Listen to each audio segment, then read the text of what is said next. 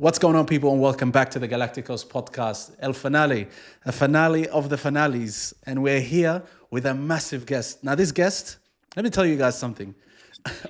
On the third episode of the GalacticOz Podcast, I was accused of sending love letters to this man right here by one of our own.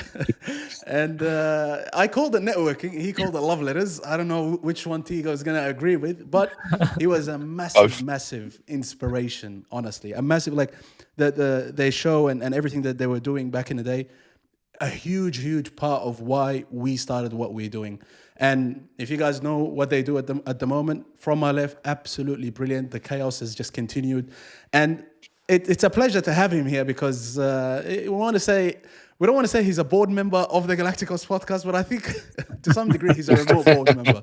Welcome, Tigo, to the GalacticOz. I'll be anytime you guys need me here. I appreciate you boys, man. And honestly, since I first discovered you through that email, 3 years ago, whenever it was, yeah, man, I've been a big fan of what you lot do.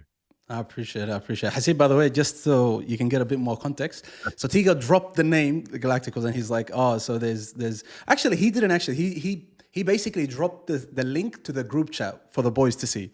And then they were all just going back and forth. They were like, oh, this is cool, whatever. And then during the show, Miles brought it up. He's like, all you imitators out there, stop it, it's getting old now, kind of thing. And that's where the kind of the first shout out came about. And then the next episode, I think they dropped a proper shout out, like, say, after all the other podcasts, big up the Australian podcast. So we remember that, you know what I mean? It's a big moment for Galacticos. That's sick, bro. That's sick. Well, that's sick. I would say we never really meant fuck all the copiers or whatever. It just, I think at that time it was just a case of beating our chest and just being loud and bullshit. But no, we've always appreciated that we had an impact and people liked our formats and our style and were inspired by it. But you guys, honestly, I saw so many shows that were similar to ours around that time, and that's something about you lot's show. I don't know if it was the colors, if it was the voices, it was just the flow, you lot's tempo. It's like this stands up. This is above a lot of the stuff that was being made about that time. That's big, cuz that means a lot, Azam. Like, that's huge, massive. Because, Chico, I don't know if you know too much about Australia, but there's nothing like that here. Nothing at all. Nothing close to it. And it's very hard to get something like this off the ground, in Australia, just because one culture like that is not appreciated here, and football is not as big. So it's like when you see guys that are doing it to that degree and they recognize that. And they're not just giving you a charity case, compliment. They actually mean it, and they're like, "Oh, this actually looks good and it's authentic and it's great." It means a lot, like Hasib said, bro. It's massive. Big up. Yeah, and like I said, man, they were all coming in. They were all getting dropped in the group at that time. All the shows that were similar, that had a similar tone, everything else. Like I can tell you, it was never just a case of like, "What, you guys are copying us," because we never had that level of arrogance. We always just had like a very competitive spirit, and we always kind of looked around at what would keep us on our toes. And yeah, like I say, man, very few of them stood out to the point you'd be like, let's reference it. But you guys did. Yeah, and it's only right that we get Tigo here because he gets dragged through the mud in the comment section when it comes to his ball knowledge, and it's just very befitting that we get another ball knowledge as much as Tigo in this show, because we also get dragged in the mud on TikTok, Instagram, wherever. So let's jump into today's show because, guys, by the way, today we had the World Cup final. Lord, technically it was yesterday for me. Yeah, this morning for us we had the World Cup final, and dare I say, this was the most boring World Cup final ever since the 2010 World Cup final. It was we did our predictions here, and we said this might turn out to be the most perfect way of an ending to a World Cup because of the way everything was set up. But unfortunately, Hassan Idris, the truth, predicted it exactly the way it went. He said this is going to be a very cagey game, very boring. Nothing's going to happen. Messi's going to have a stinker, and even Yamal's going to have a stinker, he said. And then Spain were going to go ahead and win it late, either into the 90th minute or into extra time. And that is exactly what happened. Now, guys, before I get into anything, I just want to ask all of you, this World Cup overall, did it deliver on the kind of hate that was, it was getting before the start of the World Cup? Did it kind of did it kind of make up for it? Let's just say that, because we can get into the kind of details, but I think the 2022 World Cup is still the best World Cup I've ever seen, and I don't think anything has topped that. But this World Cup was supposed to be the one because of this final. Hasib, I'll start with you. Overall, before getting into the World Cup final, how was this World Cup for you? I said it in the video that we did together that the only thing that's missing from this final to be this World Cup to be the best World Cup is a good final. Obviously, keeping in mind that the last final, no one's going to ever top that. For me, it's been good for the most part. For me, it's been good. I mean, the football has been good. The storylines have been really good. Obviously, for us, it's a special one for all of us because it's sort of an end of an era for everyone. Neymar, Messi, Ronaldo, Mo Salah, Manuel Neuer, or Luka Modric. So it's a bit of a special one for us that sort of, is close to our hearts because this is the last time we're going to see, the people that we sort of, the heroes that we sort of, grew up with per se. But it's been good. Really disappointed by the final. Really, even though we sort of sort of predicted it was going to go like that, but still there was something behind, my heart that was saying do something. But it was absolutely one of the most one-sided final. But for me, there's pros and cons. There's a lot of cons. There's a lot of pros as well. The footballing has been really good.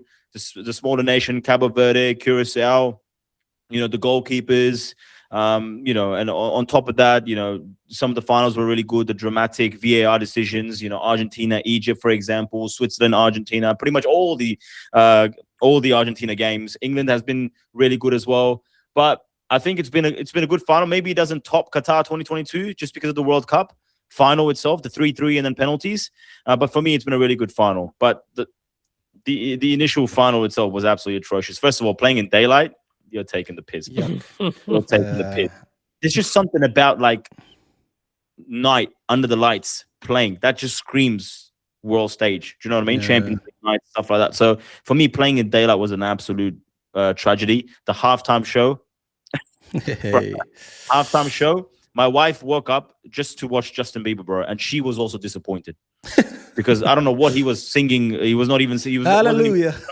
Hallelujah. Turned into an African American. I don't know why. It was absolutely atrocious, bro. Shakira came in. Speed was performing as well. Because Speed smashed it. Speed smashed it. He smashed it. I swear he smashed it. By half an hour. I was like, bro, we slept through the first 45 minutes. We're going to sleep through another half an hour and wait for the other 45 minutes to start. But, some of these things were really, really bad. And also, it was also weird. I don't know what you guys think about it. When Spain won it, the celebrations were kind of my days terrible. I don't know what did I say. Bro, if I won, it's like, but to me, it feels like it's a team that plays with such control that are so sure of themselves. It's almost like it feels like they came into this tournament knowing they're going to win it.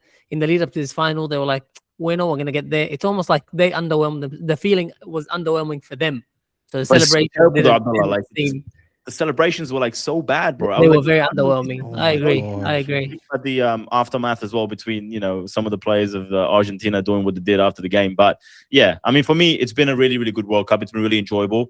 I was very skeptical about the 48 team. It was a bit too much, but it also sort of lived up to the hype. I don't think it diluted the competition. There were a lot of surprises in the group stages and a lot of last-minute winners and stuff like that. But you can't go to 64 teams next World Cup. I'm sorry, but 64 teams is absolutely ridiculous, bro. Abdullah, what are you saying? Are you happy? Are you satisfied? You wasted your time this past month? No, the World Cup, I'm gonna be real. It's been a good World Cup, and the main thing that, in my opinion, made it a very good World Cup is the fact that all of the stars came and performed. The big players came and they all turned up. It was a competition the day after next. Haaland, Mbappe, Messi, Kane, everybody coming. Majority. Don't worry. There was that guy. There was a couple that you weren't really expecting to do anything anymore. Neymar, big disappointment. Ronaldo, God. big disappointment. There was a couple of big disappointments, but the majority of the current world stars came and delivered.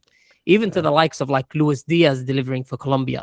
Every player that you came into the tournament expecting to do something for their nation came and did, which to me is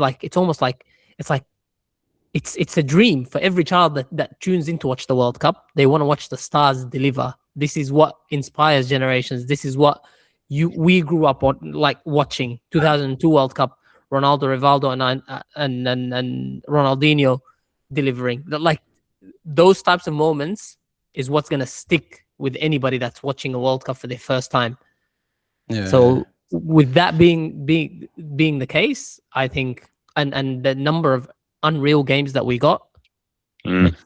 England, Mexico, Holland, Morocco, you can just keep naming the big games and the entertaining games Great story. that had you on the edge of your seat. Yeah. Yeah, unbelievable. Tigo, what did you make of it? There's two questions. First question is, did I enjoy myself? Yes, I enjoyed myself. Was that the most bullshit World Cup that's ever been played? It's not close. It's not. Iran weren't allowed to sleep in America. Yeah. Donald Trump called FIFA and got Balogun's ban reversed. Oh, you mean There that was way? a half an hour halftime performance in the sunshine that looked so cheap and so shit. The games were divided into quarters. Yeah. Let's all accept that we wanted this tournament to be good. The tournament looks nice. There were some good games. It was seeded. It was rarely threatening. A lot of the storylines about smaller teams, they're manufactured because 3 teams went through the group. They're manufactured because the tournament was seeded. This has been a successful psyop from FIFA to make us think we need 48 teams, to make us think we need 64 teams, to make us think we need to be across multiple continents, to make us think we need the game in quarters for more advertising breaks, to make us think that we need halftime performances so it can get sponsored the way the Super Bowl does. We have been manipulated, and I don't think we should allow FIFA to do this anymore. Oh, I think we, as football fans, have to stand up, because part of us, and I think I've just heard it all, we're happy that, Cape Verde or Morocco or whatever the storylines are, because the storylines are there. They're not true reflections of sporting merit. And I think the World Cup has lost any sense of sporting merit, and it kind of just says, everyone fuck around and be silly. The semi-finals is waiting for the proper teams.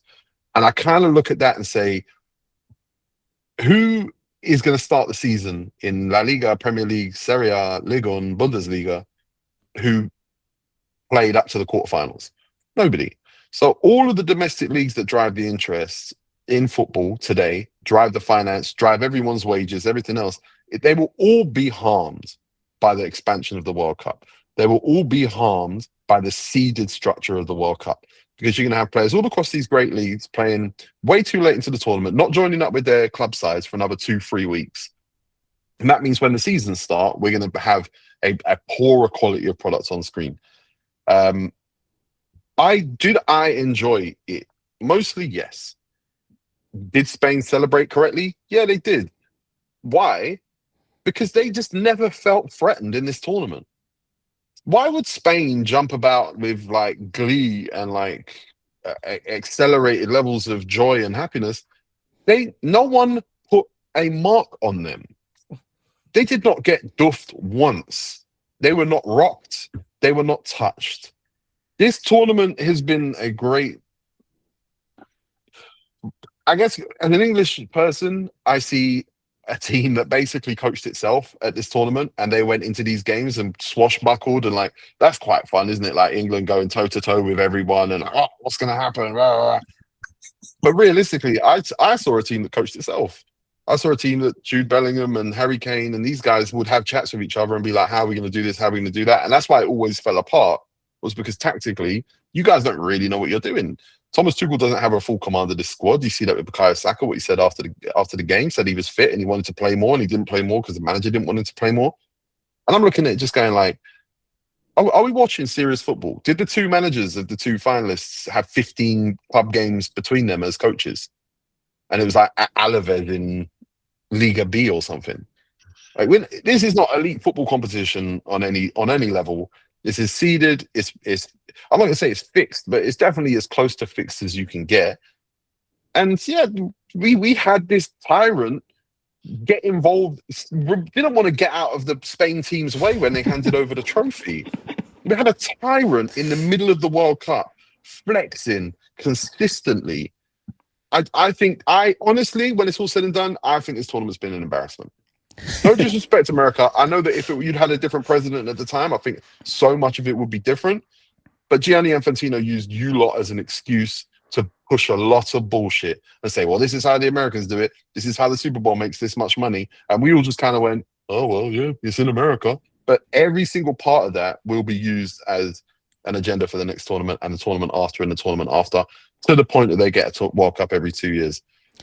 This World Cup will have a lasting negative impact on football. Let me tell you this, the manipulation worked on me perfectly. And I'll tell you why. Because one thing, I can realize some things that I'm like, it's just personal. I don't like it. The halftime show, I don't like it. The hydration breaks, I don't like it. The even the kind of, overruling the red card stuff, I don't like it. All these minor things here and there, I don't like. But the expansion, loved it. The seeded stuff, loved it. The storylines, I loved everything about it. That's the gave me thing. That's so much satisfaction. I feel like you're the perfect rabbit here, bro. Because I love it. Wallahi. That's what they do. They're not minor things, like you said. These are major things, bro. They could go on and completely change like the way football's been played. The way if our kids are born, God knows what's going to happen. We literally saw games in 4 quarters, bro, that didn't need to be in 4 quarters. That's it was playing hail or shine. It was 4 hydration breaks, which is an absolute joke. So it takes away from the actual purpose of what an hydration break is. They made around close to almost $500 million, bro, just off these hydration breaks over a course of 104 games, which is an absolute shit show. But it diminishes the sporting merit of your success. I'm sorry, you being able to have a tactical pit stop every 25 minutes in the game means that you're not playing. That's not the game I know. You've won a World Cup. You've won a football tournament. But, Baller League is over there. They have different rules as well. I don't consider that to be football on that level. I don't, you go to the Power League over the road, you can't get the ball above shoulder height. Otherwise, it's a free kick. There's different rules all over the place. But the tournament that was won, especially when you look at the way Spain won it, it was won tactically. It was won through hydration breaks. And I'm not taking anything away from Spain because this is how they play football. They play with control. They play with very little firepower, very little oomph. When it arrives, it decides games. But they are very functional, tactical team that would love to have quarters every time they play. Yeah, it's a video game version. There is this cynical way of looking at it, like how Tigo is describing it.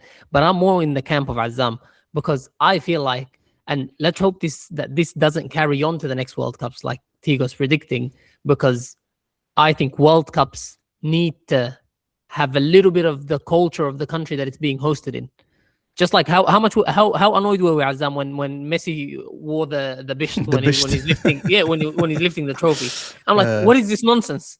Get this nonsense off. But people would be like, it's a sprinkle of the culture. It's fine. It's whatever the case may be. I don't think having a tyrannical leader deciding who gets suspended. No, besides that, I can't get behind. You can't put USA and that's what I'm saying. That's what I'm saying. No, but I'm saying it's just the way they do things over there. Yeah. So I'll tell you something. The next World Cup is the 100-year anniversary, and they're going to expand it to 64 teams, is it? Or something like that? That's what they want to do.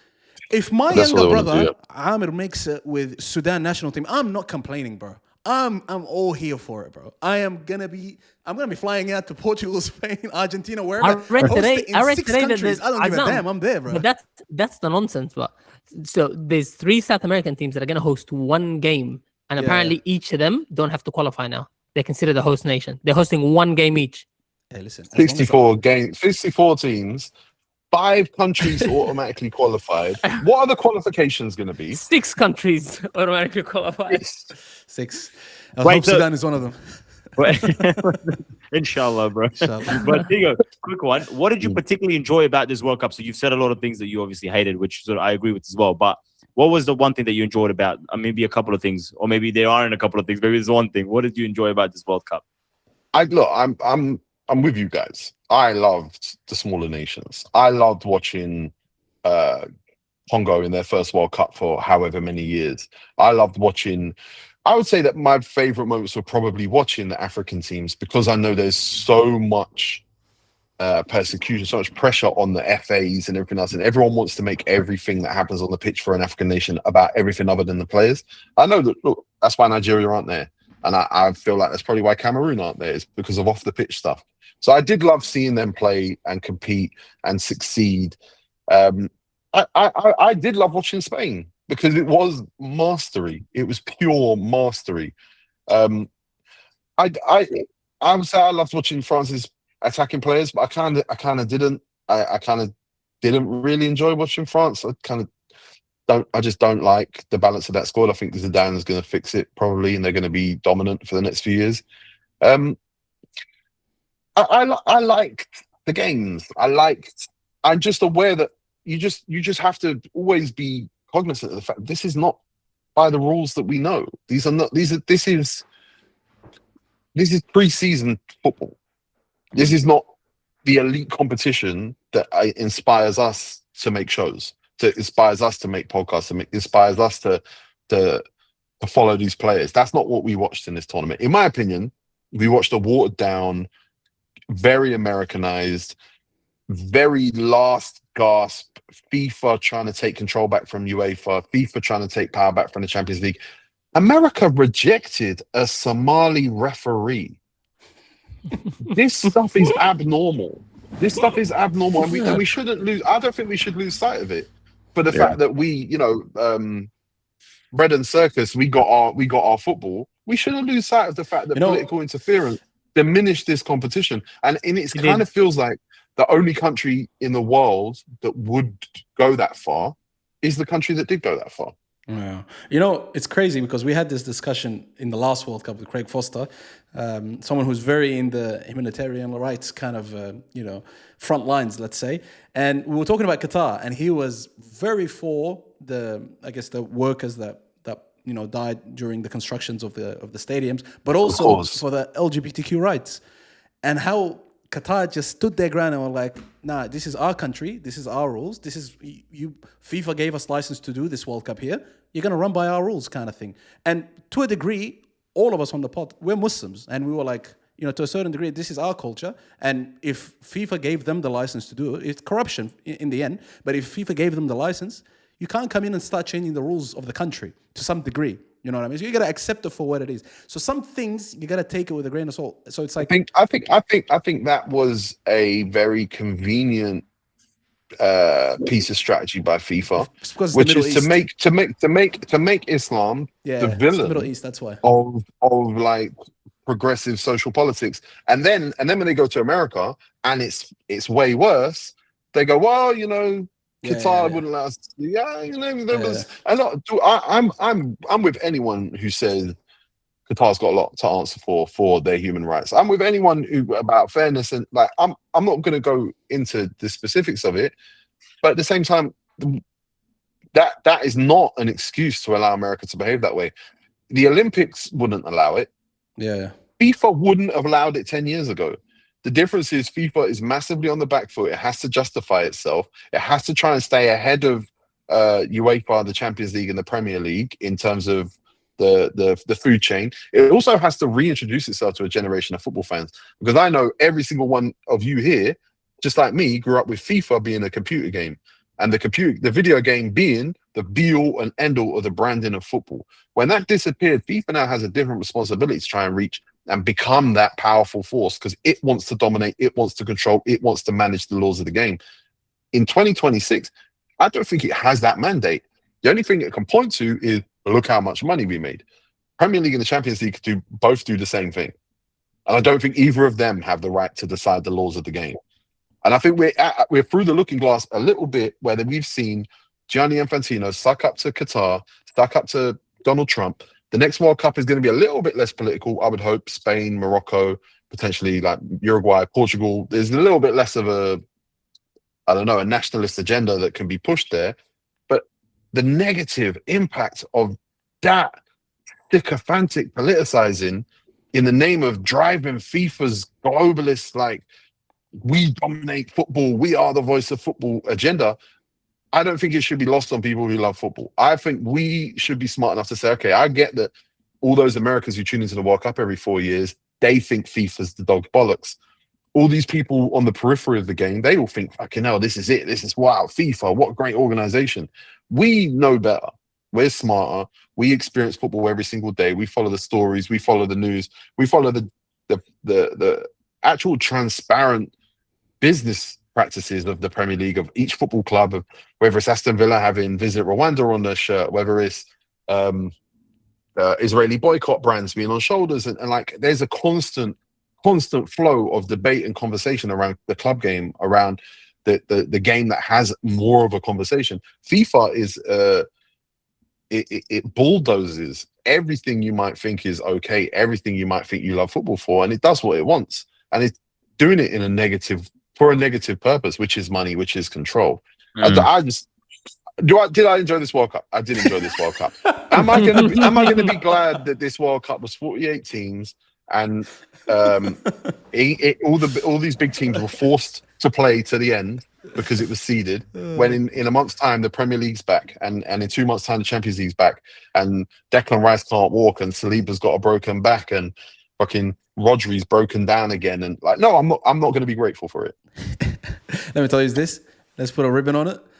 I'm just an inner child. The inner child in me just comes out as soon as the World Cup starts. I'm just a sucker for it, bro. I'm just a sucker for seeing world elite players on the pitch representing their countries and scoring bangers every week. I think I'm a sucker for that, bro. We're also aware of it as well. We try to separate the football from what FIFA is. I don't think FIFA represents us in any shape or form when it comes to like what we watch anyway. So I get what I'm saying, and also get what Tigo is saying. But yeah, I think we try our best to separate, not try our best, but we know it. We separate FIFA from football and then enjoy the absolutely. Yeah. And also, so just to wrap it, I want to make this about USA and Qatar, because it's not actually about USA Qatar. It's about USA, Qatar, and Russia. Russia. FIFA's groveling around the world did not begin in Qatar. It did not begin in the USA. FIFA's mission began a long while ago, and I think it's unhealthy. I don't think it's organic.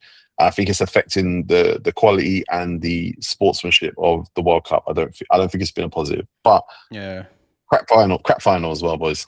Crap final. But let's quickly get into it before we run out of time. Abdullah, this was a final that I think you even kind of predicted. You said that this is going to be quite cagey. You said Spain are not going to give them a sniff, and that was the case. Bro, they went 90 minutes without one attempt on goal, and that's absolutely ridiculous from a team that's supposed to be here in the final and not being able to do anything, really. I mean, Spain didn't even give them a sniff. Like, they didn't even get them a chance on the ball. But overall, what did you make of that game, that performance from Argentina, and just Rodri masterclass? I think it's time, khalas, we get him off the passenger bus and put him as the train driver. Rodri's... You know, it's crazy how... And this is... I put my hands up as well. This is... And Tigo might be so shocked at this, but this is us now finally thinking, you know what? That Ballon d'Or is justified. Like, it feels more justified now than it did when it happened. Crazy to think. But that Spain performance was the ultimate display of dominance. Bro, I've never seen anything like it. How are you playing in their defensive third the whole time, and as soon as they break out that counter press, like, the ball is won back so immediately, and they're just back on top of you. And it's there was a period in the first 5 minutes where Argentina held the ball and knocked it around, and I was a bit excited. I was like, okay, we might see a proper football match. They knocked it about for a couple of passes, and then we never saw it again. But again, should Argentina have been a little bit more brave, because it looked like from the first minute they were going to go and try and play for penalties. Yeah. Obviously, they don't owe the world an entertaining final. But my question to you guys is, was that their best chance of winning, or should they have tried to play? Yeah, man, they took it to extra time. I felt like during the game, like, when are they going to like come to life? When are they going to do something? But then you remember, you only need to do it once. You don't need to dominate a game to score a goal. You don't need to be perfect at passing and incisive passing and score. You just, for the whole game, you need to do it once. So I'm looking at Argentina, who I did not want to win that game. And I'm just thinking, well, I don't feel settled, even though they're barely touching the ball, even though they're just walking around and Spain are creating these chances and they're half chances mostly. I never felt comfortable, because all Argentina needed to do was, there it is, goal.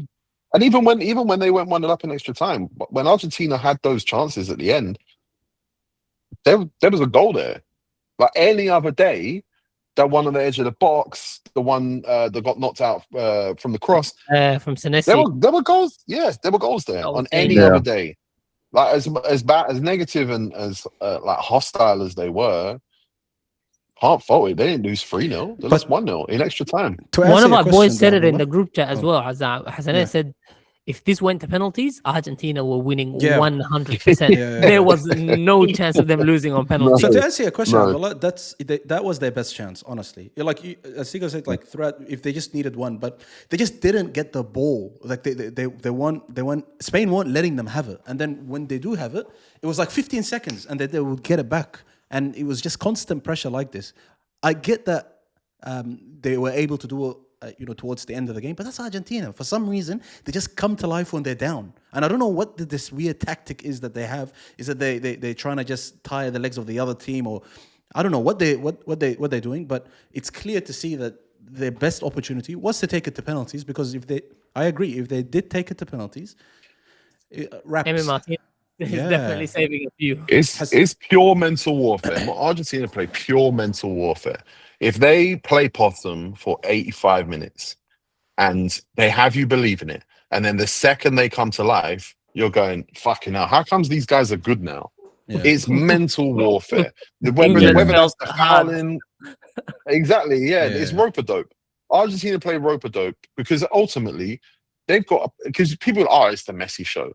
Go and look at who those attacking players are in that team. Go and look at the quality and how much every single one of those attacking players is worth on a free market today. Argentina are capable of so much, but they play the game they play because they play a psychological game. It is chess. It was this close to coming off. If it wasn't for the fact that Rodri is just the perfect football player for 2026 and the way the game is played, then they probably they would have won that game. But like, to restrict Messi, because I saw him do it against France. I saw Rodri shadow Elise, shadow who was playing in that creative, like, final midfielder position, not in an illegal way. Just, I'm physically bigger than you. I move a bit quicker than you across the first 5 yards. I read the game better than you. He can basically shut down any player in the world if that's his single job. Yeah. Argentina came up against that today. They came up against the best there is at doing that. Hasib, I know you kind of touched on a bit, but again, I think just overall the individual performances, like from Spain, from the ones that we wanted. Abdullah, by the way, we need an apology for Pedri, by the way, when he came on. Absolutely changed. No, we don't, Azam. Yes, we do. No, we don't. No, we don't. The disrespect has to stop. Absolutely not. Shout out, Faisal. My hips don't lag out. Shaking his hips like Shakira. His hips don't lie. That's too much, bro. Listen. I'll tell you this, Azam. You can't, and this is something that we used to point the finger at Rodri for.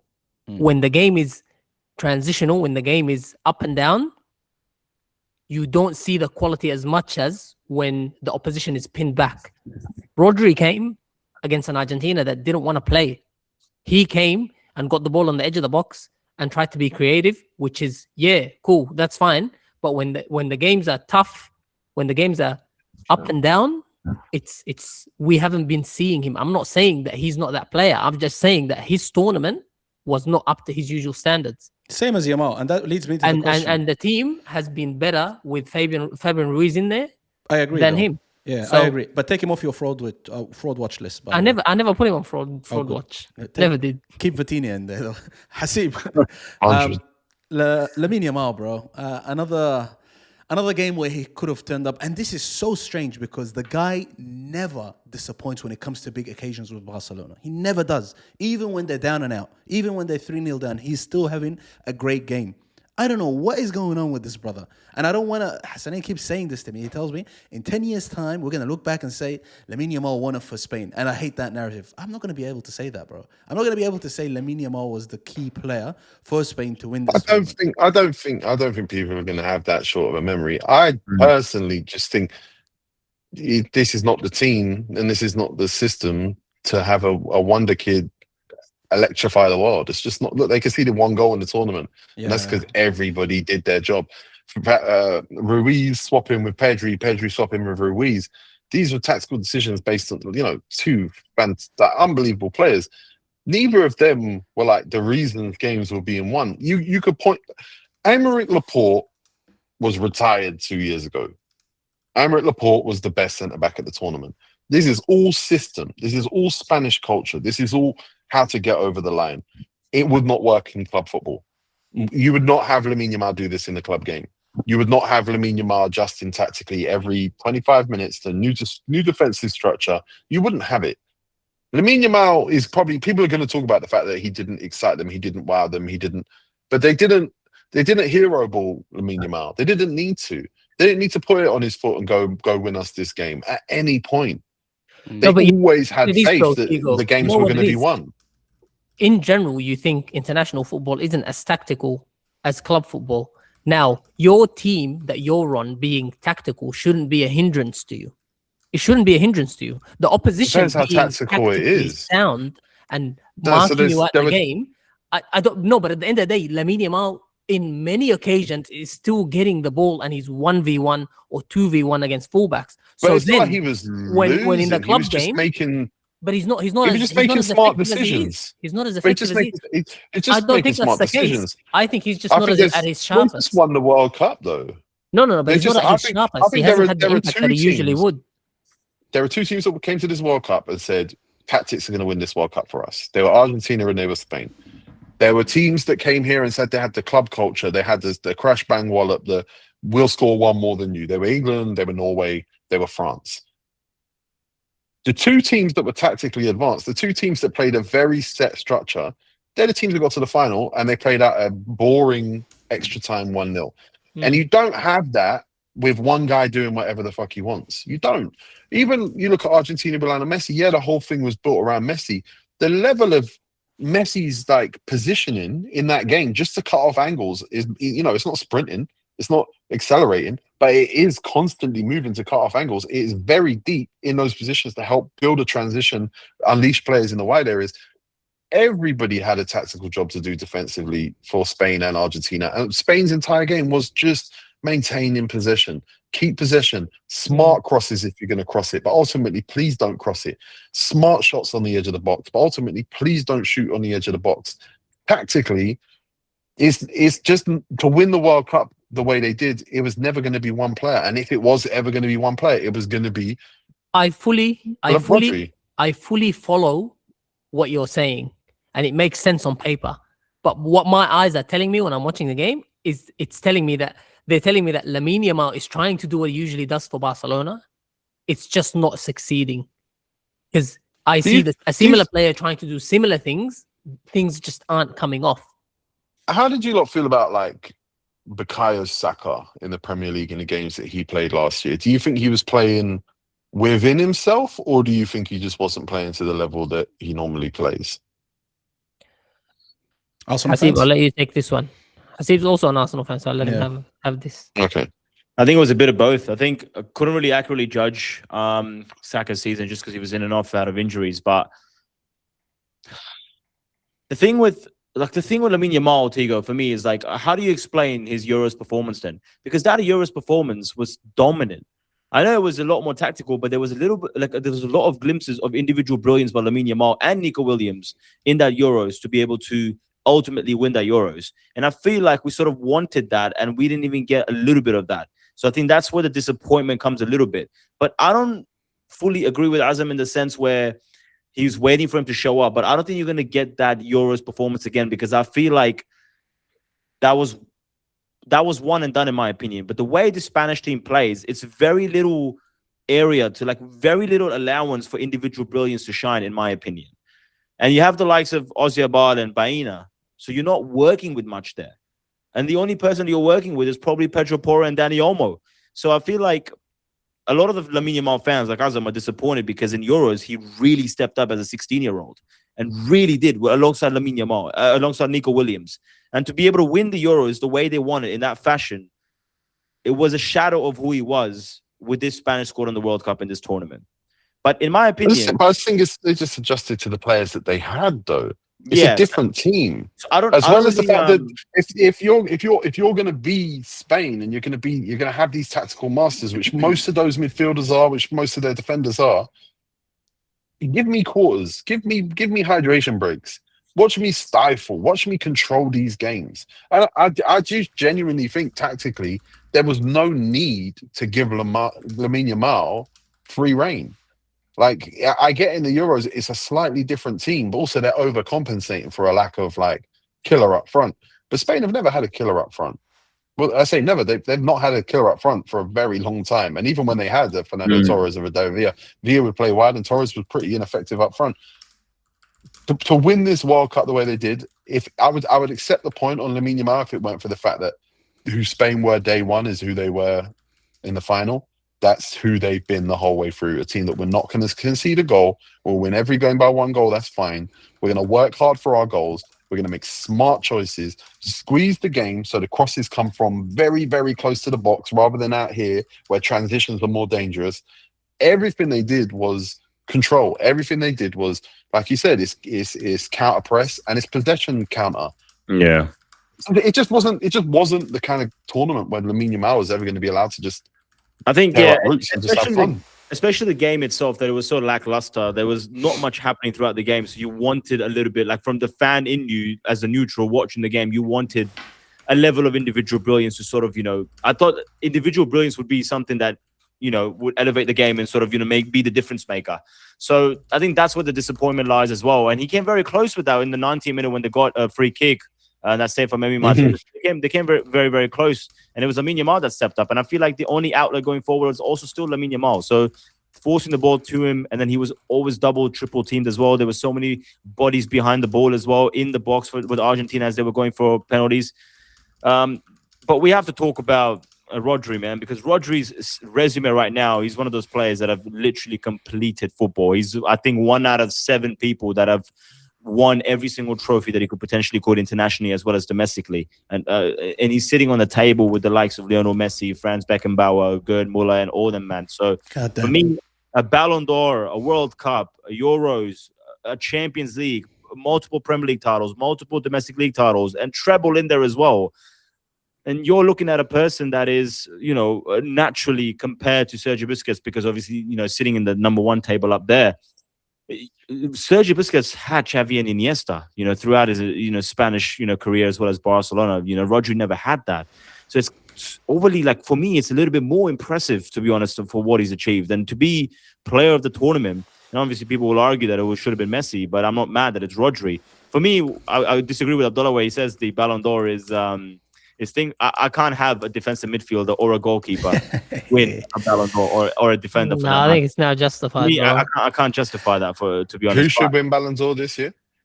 This year, it's impossible to sort of, probably Harry Kane. But it sounds like as the years go by, DMs and defensive players are more likely I was going to to say, give it, I said it in the group, give it to Pau Kobasi. Give it to him. God. La Liga champion. What a performance in the final. Just give this is what I'm saying. It's like Neymar is 1,000 times the player Rodri is, but unfortunately he doesn't have one. Well, it's incomparable, Azam. Like, that's what I mean. Like, you can't compare. Like, bro, when Messi and Ronaldo were going toe to toe at it, we have Manuel Neuer sitting next to them, and I'm like, cuz this guy's never gonna win it, bro. What are we doing here? You have 2 attackers and you have a goalkeeper. It's a joke. I know Cannavaro won it, but like, I don't see anyone. Like, it doesn't sit right with me to have someone like a defensive mid. To be honest, I love Rodri. Won it. But that would have been based on you lot's ages, how you view this is massively skewed by the fact that it's been Messi, Ronaldo your whole lives. Yeah. So there is a bit of a step back. Those are gone. Who should be crowned the best player in the world? It doesn't have to be Messi or Ronaldo. It might be Mbappe. It might be Mbappe, given the individual league season that he had and the individual World Cup campaign that he had. This is your perspective is skewed. But I believe he didn't by Ronaldo and Messi. Tigo, actually, let me ask you this. Me and Hasib were arguing this yesterday. This is before the final. He asked me if Messi had won this morning, does he deserve the Ballon d'Or? What do you think? No, of course not. No, what are you talking about? Hey, there we go. Into Miami's Lionel Messi should be crowned the best player in the world. The best player in the world is from the MLS. Me and Tigo agree. Hey, Let me tell you something. Equally offensive would be Ousmane Dembele. Yeah. That is the man that hides in the big occasions. He's another Thierry Henry, my bro. That's where he Well, is. he's the guy who plays 16 games a season and fills his pockets with trophies. That's a joke. And Yeah. I think that's in France. Yeah. exactly. Well, and I think it's the same as Lionel Messi winning it. Honestly, if you play like 12 league games in League On, you might as well play 25 in MLS. What's the Who are you difference? giving it to, Tigo? Honestly, that is a really good question. I don't even know that there's a great Bellingham? answer to it. I don't think it's. Yeah, I could see giving it to Bellingham, but What? again, He's never done anything the he whole didn't win year. a trophy. He went trophyless. He hasn't done he did go. shit. Yeah, I Lord have agree. mercy. But again, are we talking about the best player in the world, or are we talking about the player with the most If we're talking trophies? best player in the world, why isn't Messi in the conversation? It should be Lamine Yamal. His World Cup was very disappointing. He won La Liga. He was La Liga Player of the Season. Copa del And Rey. he's won the World He's Cup. just not been the best player in the world, though. I get your How have you not counting been? metric. No, before during the World the Cup, he's not been the best player in the year, world. before the World Cup, Before the World Cup. he was the best player in the world. Sure. No, he wasn't. Tigo, no way. Who was the best player He before was the not. World Cup? He was not better than Kylian Mbappe before the World Cup. He was not better than Rodri before the World Cup. He was not. But his performance Oh, was no way. one. No. league. No. Again, you're doing something different now. You're doing something different. I get that it's a package. Everything's going to come together to decide this. Definitely. It has to be. You want to be very specific about the point of who's been the best player. And when history goes back in time and looks and says, all right, who was the best player in the world in 2026? You don't want to say Lamine Yamal brackets. He did. No, You but want to the be best like, players well, deliver that was the trophies. best player in the world at that time was Lionel Messi. The best player in the world at that time was Cristiano Fair Ronaldo. enough. The best player No, in that's the a fair world at enough that argument. time That's was. a fair enough argument. But the formula for the Ballon d'Or is you are the best player that has caused trophy wins. Again, the formula for the Ballon d'Or. What we would say is the formula for Ballon d'Or is not the formula for the Ballon d'Or. The formula for the Ballon d'Or is a political vote by nation states and their captains to decide who their favorite player in the world was. That means And- anyone can call it. That means there's no wrong answer. So no, there is no wrong answer. Yeah. I'm Give it to Kubasi. you then. guys can tell I'm very Give it to anti-establishment in so many ways. I don't support the Ballon d'Or as a concept. I think it's massively flawed. Tigo, you don't like anything that is nostalgic. No, That's no, no. amazing, bro. How do you not like the Ballon Hasib. d'Or? How do you not like players standing there with their golden ball there, just waving to everyone? All That right, is the best thing ever about football, man. Hasib, Yeah. leave me alone, okay? Go and look at every time Ronaldo won it. Go and look at the countries that voted for him, and then go and look at the countries that didn't. Just go and look. You'll see. It's one of those things where we call it reveal magnifico, where you don't know you're about to see something revealed to you, and then Yeah. you see it and you go, "Oh shit!" Who's voting? shit. Who's voting? Armenia, Uzbekistan, and The Kenya teams he's had scoring a against. massive impact. And Kenya, like, Damn. They had a massive impact on this year's Ballon d'Or. Hey, But that's I don't know. We're not in that era. We are about to hit an era where Lamine Yamal, Michael Olise, Harry Kane, Kylian Mbappe, all these guys' legacies are going to be defined over the next 24 months. I think their success on the club level. I think at some point we're going to, if PSG do the same thing again, where they wrestle their players for the Champions League, I think we can start taking the Champions League out as a metric for the best player in the world.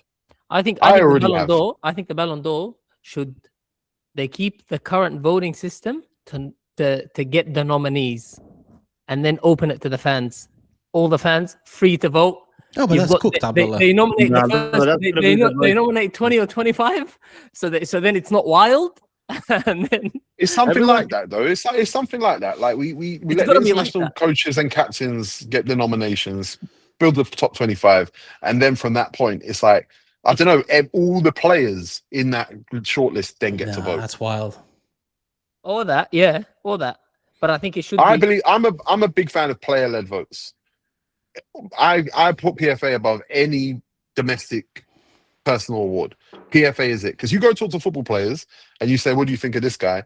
It's so interesting to hear them talk about a great player they played against, a player they don't rate. But you talk to a few of them in a row, you start to sense a consistent thread Moussa of Dembele, huh? underrated You're players, hiring Moussa overrated Dembele. players. Well, exactly. Oh, Well, you know, God. you don't. And that's the thing is, you don't hear that from players. You don't really. Yeah. You hear that from Twitter, from social media. But yeah, Well- I don't really mind. I should eject myself from individual award debates anyway because I don't care. They don't define anything to me. Fair enough. I was going to open another But can of worms. I know you guys. I know so many people love it, and it just We makes do. me a negative human being. But Mate, we just love everything to do with football. I just love nostalgia. When I see Ronaldinho holding that golden ball, I'm like, I want to see Yamal do that. You know what I mean? When I see I9 winning the World Cup after he returns from a knee injury, I'm like, I want to see Mbappe go back to back World Cups, 3 World you Cups. must have loved seeing them cab driving for Madonna yesterday, then. Oh yeah.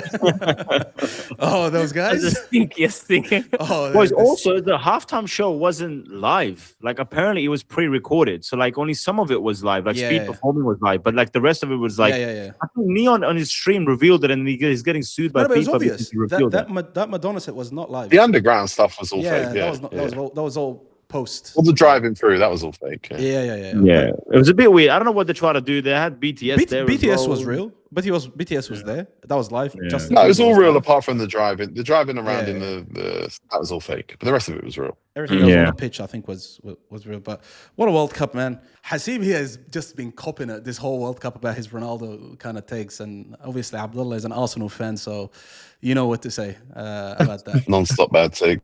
Yeah. But yeah, Wait, what's the Ronaldo take? What's the Ronaldo take, Hasib? There was a couple of takes, Tigo. It wasn't one. It was like an ongoing thing with Ronaldo because like every single time, you know, with the Messi Ronaldo old debate, it's the same thing. You know, you bring up one player, you have to bring up the other one. So I'm always Yeah. on the defense of Ronaldo. So like, I mean, obviously when he was the problem and, you know, he was a scapegoat for everything, you know, I sort of backed him saying that if they played to their full potential, which was the Portuguese squad, you know, the so-called all-time assist maker, the so-called back-to-back, you know, Champions League winners, if they played to the bloody potential, you know, you could get away with, you know, putting a 41-year-old up front. So that was a take. But then the thing with Azam is that he clips it in a very strategic way. Hey, He sets you up. I've had 15 years of being told that things are being clipped Yeah. to suit agendas. I don't believe that. There's 50-50 with Ronaldo to me at this World Cup. I jumped off the bandwagon of hating on Ronaldo because I do think it's pointless. I don't think, like, Azam, if you're a doubter of Ronaldo at this point, you win. I see. If you're a champion of Ronaldo at this point, you win. Let's part ways.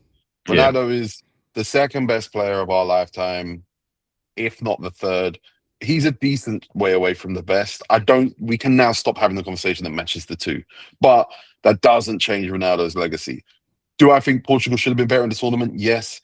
Do I think Ronaldo helped them? Not particularly. Do I think they could have helped him more? Yes. So it's like this balancing thing. Mm. But at the same time, I don't think Ronaldo could ever have been the savior, the martyr that Messi was for Argentina. They could never have functioned him into that. He doesn't have the same movement. He doesn't have the same effect on the game.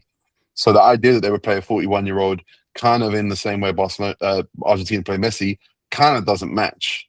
And somebody needed to be a grown-up in that situation. But at the end of the day, Messi and Ronaldo are not associated today because Messi just lost the World Cup final. Ronaldo very much didn't. And yeah, let's just now we can hopefully do the same thing with Mbappe and Yamal for the next 15 years. I think Hasib has always been like, you don't need to trash Ronaldo to kind of big up Messi and vice versa. You know, you don't need to do that. And obviously with this World Cup, it's always been like that because Messi is out there scoring 8 goals and then Ronaldo he's scored his only goals against Uzbekistan and people are getting on his case. But at the same time, his teammates aren't really performing. So it was a bit more, I think Hasib's case was always a bit more about the manager and the players themselves of quality who should be at their best compared to Ronaldo who's at the tail end of his career.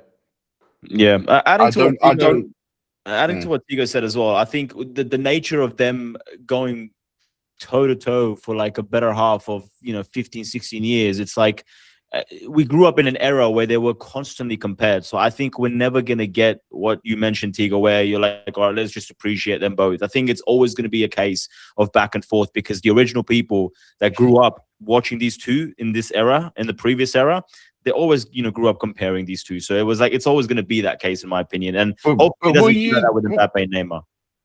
Will you hold this as yes, disrespect? I'm going to disrespect Cristiano Ronaldo right now, but I'm not going to do it in a way that diminishes him at his best, right? I know you. I've watched, so I know what you. Okay, cool. Cristiano Ronaldo and Messi have not been in the same conversation for 6 years. The idea that it's toe for toe for the last 6 years is a myth. Like, I get that both of them are in leagues that aren't as competitive right now, but Ronaldo was in Juventus.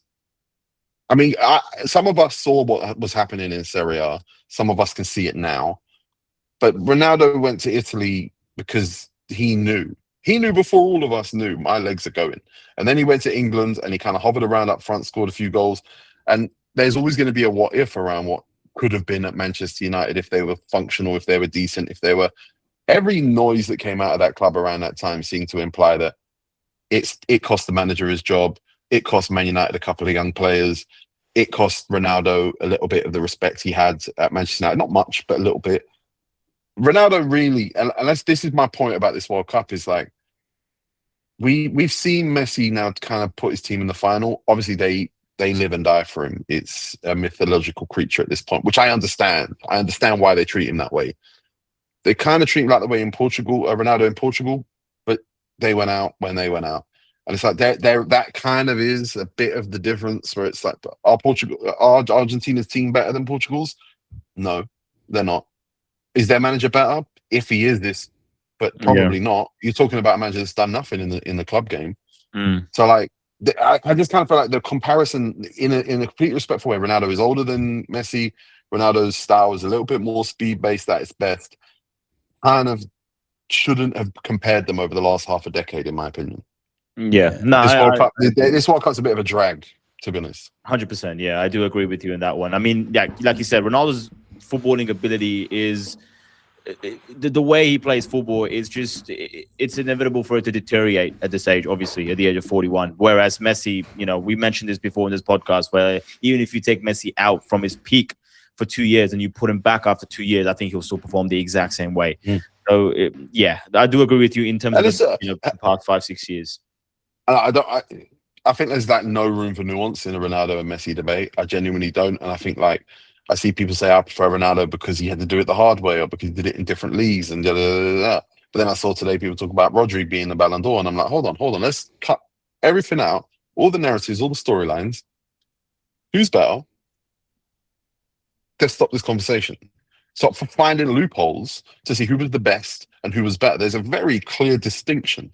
And it's not a disrespect to the second best player I've ever seen play to say you're the second best. But like, we keep finding these loopholes. Oh, well, he went to Italy. Oh, well, he played at Manchester United. Oh, well, he had to fight his way into the first team in the Premier League, the mythical Premier League. Tigo. Okay, cool. Who was better?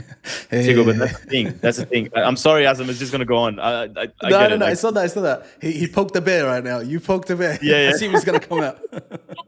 There's no answer. No, it's not that. I feel like I tell them all the time in terms of footballing ability, bro, Messi clears. I'm not going to argue in terms of footballing ability, but you cannot throw the context out of the gate. I don't think you can sort of the entire careers. Like, I mean, talking about the entire careers, the startup, the come up, dominating in the English Premier League, then moving to Real Madrid. And even prior to that, he had to move from like Madeira to Sporting and then did this bit at Sporting to Manchester United, a completely new country, got the shit kicked out of him, then moved to Real Madrid, dominated, then moved to Juventus as well, which was a bit of an underrated peak. So, and then moved to Saudi as well, and he's still performing in Saudi. So for me, it's like when you compare that with Messi, when you talk about the careers, I'm not talking about the footballing ability because that's already done. Messi clears, but he did not move from Barcelona. From the age why would you? Have you ever been to Barcelona? Why would you? But I'm saying I'm not saying he should have done that to prove he was something. In Manchester. Huh? He was in Manchester. Of course he left. But after winning everything, Tigo. Yeah, of course. But Messi won everything as well. Why would he leave? He was in Barcelona. No, I'm not saying he should leave. Again, what I get, what this is why it becomes like a endless debate, right? Yeah. It's because Ronaldo did something and Messi didn't do it. But Messi stayed his whole career. Why didn't Ronaldo do that? That would have made him the greatest of all time if he'd have stayed at one club the whole time, don't you think? No, I don't think so. No, because you're on the Ronaldo side and you think bouncing around is the way to do it. I don't have any disrespect for what Ronaldo did. It's just two different stories. And what Ronaldo fans do is they try and conflate one with the other by saying, well, this is a more noble trajectory because he left here and he developed here. And bro, Messi played for the best club in the world. He made it the best club in the world. It's in the best city in Europe. If you've ever been to Barcelona, if you've ever seen him, he lives in a house in a mountain outside of Barcelona next to Pau Gasol. It's magical. As far as Europe goes, it's about as perfect as life gets. Lionel Messi performed every time he got on the pitch. Champions League, La Liga, beat every English team, beat every Italian team, beat every Spanish team, went and won a World Cup, got to a World Cup final. Because he didn't move house 3 times does not make it a lesser. It just doesn't. Move house is crazy. That's all it was. That's all he did. Move house jumped on a plane. But this is wild that we started with Messi versus Ronaldo. This is just so typical of. I don't even think it's Messi versus Ronaldo. That this football culture. I feel like Ronaldo fans are the only people that want to frame it as that. Because, you don't ever think it was there's a period where no, it was fun when Real Madrid and Barcelona were going toe to toe. Yeah, it was a lot of fun.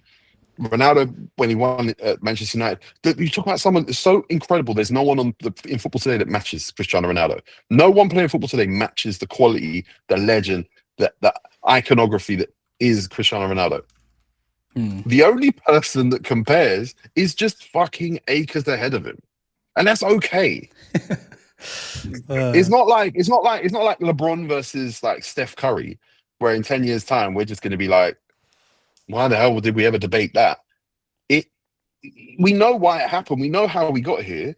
But Ronaldo's there, the top, the absolute top, the superhuman. Yeah. I understand your point. And the only thing Ronaldo fans have is like some geographical debate about how many miles he flew. It's nothing to do with football. I understand your frustration because when it comes to a Ronaldo and Messi conversation, it's always really immature. You know what I mean? You never have like a proper, cohesive conversation or an argument, like a debate. It's always back and forth about the most dumbest thing, like you pointed out, right? Like but for me, it's not that. For me, context do matter. I do take that into consideration, but I do also concede. I'm not a delusional idiot. Like I'm not going to be like, I'm not fighting the case that he's the greater footballer. I'm talking about in terms of the context, like the disrespect that Ronaldo gets. So at this point, this is the saying about like, it was never a debate.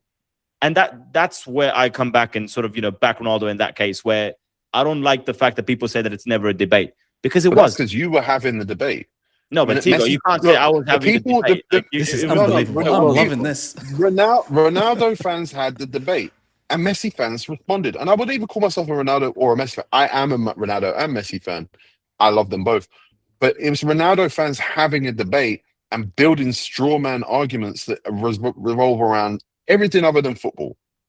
Look at the adverts he did. Look at the boots he sold. Look at the haircuts he came with. Look at the planes he jumped on. Look at the amount of money he got paid in Saudi. Bro, everything in Ronaldo, and it just is what it is. I know you feel like you've been in a debate for 15 years. It hasn't. It's been a scrap, and you've been clawing up. And it's just a fact of the matter that every time you swung, it dislocated your shoulder because it was too high. It's been 15 years of the target being too high. Let me try and add some neutral kind of ground here. Firstly, Tigo, you and Upshir would get along like, just perfectly. No, he wouldn't, bro. Because my days, making a proper cohesive. Bro, Upshir just talks shit, bro. That's what I'm saying. Upshir is a Messi guy. He's a Messi through and through. Like, yeah, but that's what I'm trying to say. Like, I'm in Tigo's thing. I'm also Messi and Ronaldo, but I'm more towards Ronaldo, but just more towards the underdog. That's what it is. I'm not saying one's better than the other. My argument is that you got to be able to give that person that you say that is second this like a little bit of respect, because we talk about him like he's in the gutter every single time, and that's just my problem. I think Tigo is saying comparison to Messi, he's in the gutter. It's not because he was in the gutter anyway. It's just in comparison to that person. But let me just. Ronaldo fans will tell you he came from the gutter, though. They'll tell you he spent years striving in the gutter. They'll tell you he was Bane, born in the darkness. Depending on when they want to win their argument. Yeah. You can tell him that argument as well, by the way. how we relate to Ronaldo more than we can relate to Messi. That's another argument, by the way. There's all these arguments for Ronaldo, but to add some neutral ground here, I'm a Barcelona fan. Messi is obviously the greatest player of all time. My favorite player is Ronaldinho, but I appreciate Ronaldo. But in saying this, what Hasib said there, I can see that from the time Messi made his professional debut and Ronaldo made his professional debut, there has been years where Ronaldo was the better player, and it wasn't like, oh my god, it's not like Never been the like, better player. The better Yeah. performer. Got more He was goals. performing better. Scored more Yes, goals. that's what I meant. Team was Better better. seasons. He was never the better player. Yeah, he had better Performance, seasons. yeah. Yeah. So if And that's we, the case, we're going to play that game. Erling Haaland is what is Yeah. Erling Haaland? No, He's I not. think- He's not the best player. Yeah. It's no. We're never talking about footballing, because if we're talking footballing ability, I don't think. Where would you have Neymar if you're talking footballing ability, pure footballing ability? Where would you have Neymar? Because Neymar for me has to go into top 5 of all time if we're just talking pure ability. 100%. Yeah, 100%. Yeah, and look, the differences between the players like you mentioned, Neymar, and let's say Ryan Cherky, as things stand, like the true technical, the graceful, elegant, the beautiful players, is consistent effectiveness. Yeah. Cristiano Ronaldo was consistently effective in incredible ways, to the point of scoring 70 goals a season and this ridiculous numbers and assists, and just deadly, absolutely drains the life out of opposition. Yeah. The level of effectiveness of Lionel Messi at his worst, at times when Barcelona were at their weakest, was unlike anything any player on this planet could achieve. And I'll go back to Erling Haaland. Cristiano Ronaldo is a far better player than Erling Haaland. Erling Haaland's effectiveness at his peak is life-draining. It's inevitable. It will result in 70 goals a season. He will never be Ryan Cherky. He will never be Lionel Messi. And that's kind of where, and he'll never be Lamine Yamal.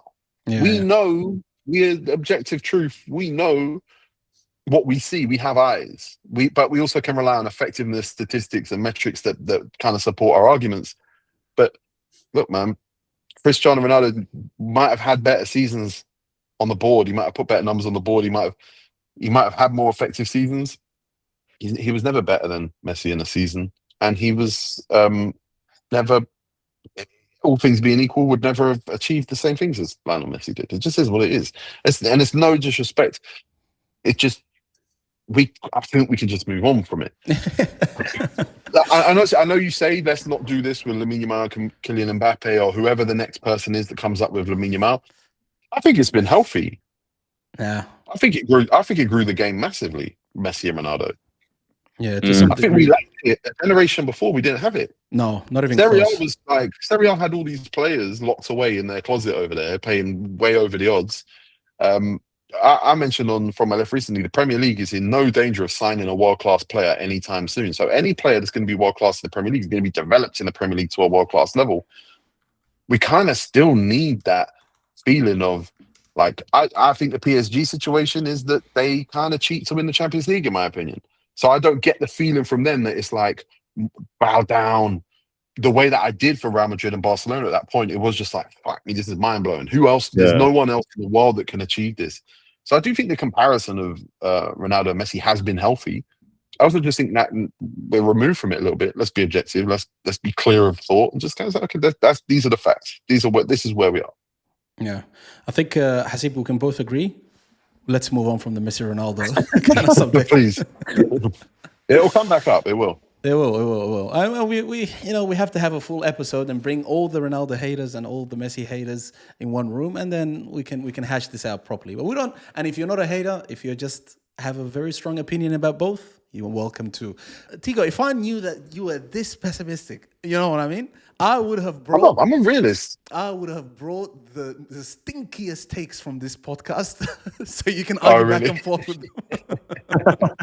We'll do that again in the season, boys. Yeah, 100%. I think it would be good to get you in with a few Arsenal fans, because a few guys need a let's say, a reality check. Isn't that right, guys? We've got Podcast, bro, every single Well, time. I know Tigo's a closer Arsenal fan. You know, he's complaining about players not being fit for the beginning of the season. He only complained about Declan Rice, Bukayo Saka, and Saliba. That's, you know where the heart is then.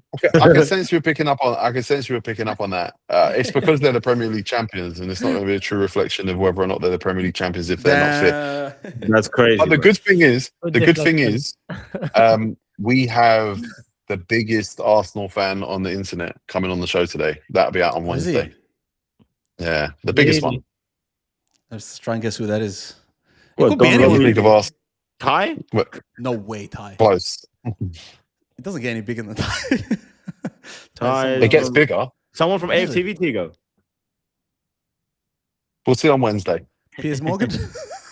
I have a mission to rattle Arsenal fans today. So wish me luck, Hasib. Yeah, you'll be good, bro. You'll be good for that. You rattled all of us today as well with all your political takes. When we were trying to, be kids and trying to talk about nostalgia, he's coming in with.